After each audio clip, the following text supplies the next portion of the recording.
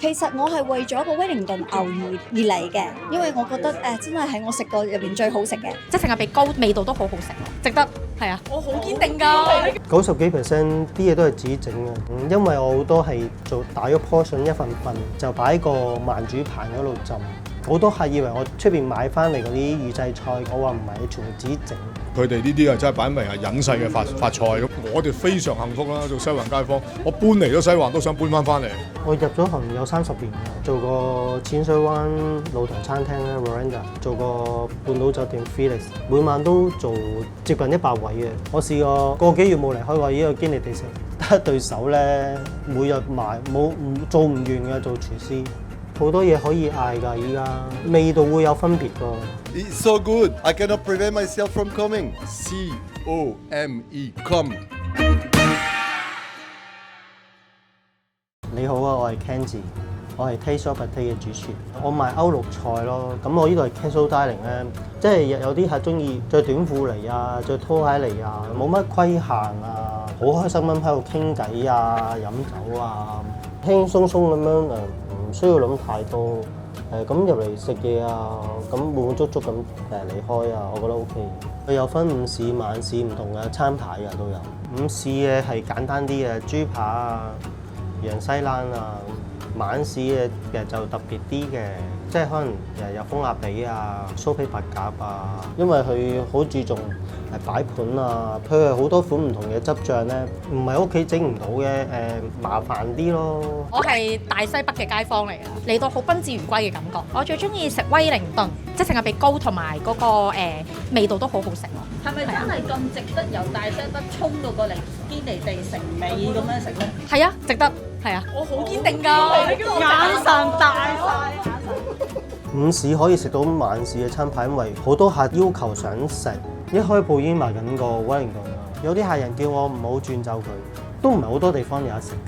我個版本其實好 basic 嗰個嚟嘅，會有啲人會加啲鵝肝包落去啊，或者加啲雞肝醬啊。依家我哋用緊美國牛，比較肉味濃啲啊，同埋牛柳咧，咁佢好軟熟啊。因為個牛嘅質素好咧，就咁煎佢已經好食。中間咧釀咗個蘑菇碎咧，因為你要乾身個酥皮濕咗會唔靚啊嘛，做到30%度啦，好似好生咁，但係食落去係 OK 嘅。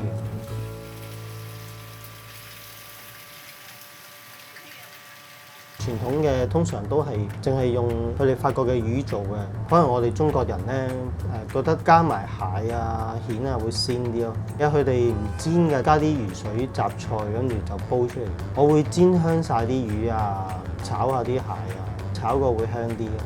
加埋酒啊，煮佢個零鐘咯，跟住到時出嘅時候咧會再加花甲，會有煎魚啊，有帶子啊，再加一個分到味嘅酒咧，呢個係傳統嚟。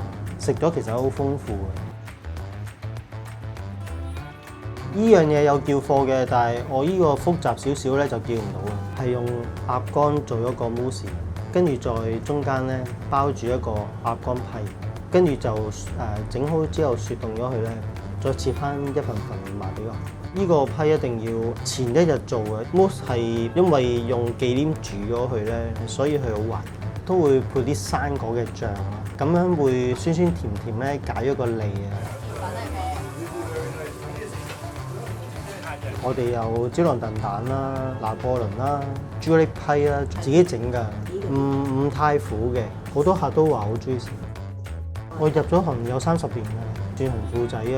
入行嗰陣時做過淺水灣露台餐廳啦 Veranda， 佢係一個好傳統嘅餐廳啊，嗰度做咗10年。做過半島酒店 Felix， 當時係跟個日本嘅主廚，我令到間餐廳好出名，跟住用好多唔同嘅分子料理啊，每晚都做接近100位嘅。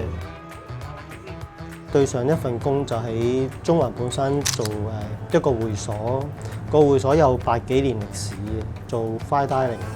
咁當時最尾我嗰個職位係餐廳嘅主廚，最難係 keep 到個水準。當初開鋪咧都係沿用翻以前做會所酒店嘅方法咧，每碟大盤咧都唔同嘅薯菜啊，配嘅羹嘅汁醬咧都可能2款或者以上咁樣，做下真係玩死咗自己嘅。每次轉 menu 咧，好似打仗咁樣，所以跟住我就放棄。但係我會用多啲唔同嘅顏色去配襯佢。我今日食咗一個紙包魚，個 presentation 好靚咁樣咯，係啊，啲魚都好好味咯。我覺得係超值咯，應該咁講，唔係合理係超值。一路食一路傾咁樣，跟住又可以識下側邊啲朋友咁樣咯。Maybe 6 or 7. And every time I bring some new people. So I introduce more people to the restaurant. All the varieties that I've had, they're all good. So I don't recommend something in particular. Just come and do your, picking, your own picking, and you'll like it. Chocolate was fantastic. Entree was seared foie gras. Wow, amazing.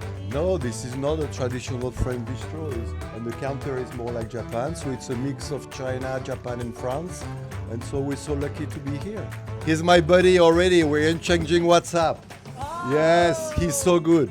I don't know his own background, but I don't know how he can get to such a quality in everything that they're doing. It's like he's been working in so many nice. So he has a real passion and dedication for what he does. It's fantastic. 星期一休息都要翻嚟預備嘅，即係預備啲執醬啊，盤點下啲食物啊。得一對手咧，每日做唔完嘅做廚師，冇完嘅。開咗年幾2年到，個頭好痛，睇咗幾個醫生，佢都話我太疲勞。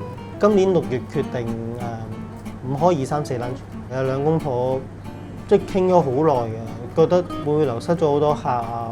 見到有間餐廳淨係開夜市。即係諗下可唔可以試下咧？之前我其實喺上環嗰度咧做西餐嘅外賣嘅，會賣我哋嗰個招牌菜法式肉批啊，跟住仲有啲 cold cut 啊、芝士啊，有啲沙律啊。外賣店成本低嘛，易控制，一個人都可以，人手可以少啲咯。點知開唔成啊？裝修好晒咧係加唔到電啊，跟住自己要去做炒生做 part time。好辛苦易難㗎，當時係啊，因為個外賣店差唔多做好㗎啦嘛，所以註冊咗個鋪頭名。依家開咗餐廳咧，覺得要堅持要有一個 menu， 一個家傳戶曉嘅食物嚟嘅。房間比較少人做同賣㗎，食落去口感咧有層次啊，口感好豐富，所以我就揀咗依一樣嘢做招牌。我20幾年前喺淺水灣嘅露台餐廳，喺嗰度第一次接觸法式肉批啊！依家賣緊1款咯，整個肉批都要2日嘅時間嘅。有啲乾果啊，有開心果啊，個肉有豬啦，有雞啦，有鵝肝啦。因為傳統咧啲肥豬油嗌㗎，但係如果我有五花腩咧同埋豬梅頭咧都好多脂肪咧，咁我就唔需要特登嗌嗰一件嘢翻嚟用。要配翻個果醬去解佢嘅膩咧，咁啊夾埋就最好食。食落去一路飲酒咧係幾唔錯，除非係唔食豬肉啊，唔食鵝肝，通常好多客都中意食。有次有個客講：我今朝嬲嗰啲我唔嬲啦，今晚嗰啲我都唔嬲。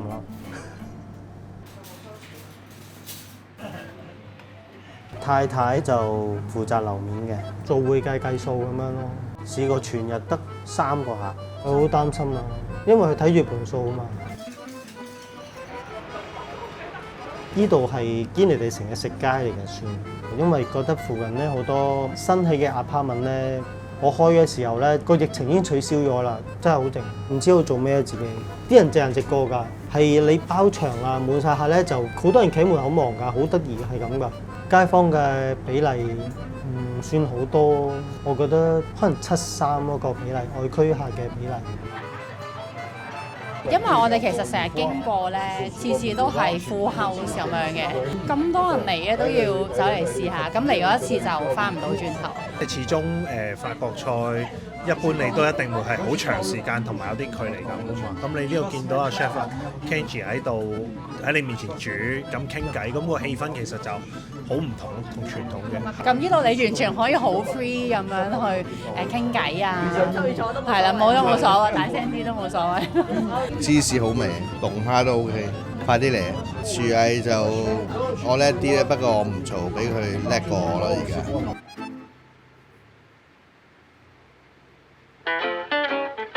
做咗年幾咧，先大家摸到係點樣做好咁樣。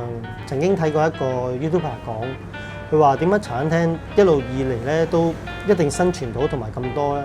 因為佢好多唔同嘅款式俾人揀，開頭可能得10款咁樣咯，依家都20-30款，覺得我都比其他餐廳平啲，因為服務唔咁多，同埋環境係當初開到外賣店，我覺得會輕鬆好多。開餐廳又好唔同㗎，我嘅生活圈子就係喺呢度。我試過個幾月冇離開過呢個堅尼地城，生活好緊要啊！太太以前做 office 啊，多數放紅日啊，所以依家見嘅機會咧係咁多年咁最多。好多客咧，大家飲兩杯啊，講下啲近況，真係多咗好多朋友。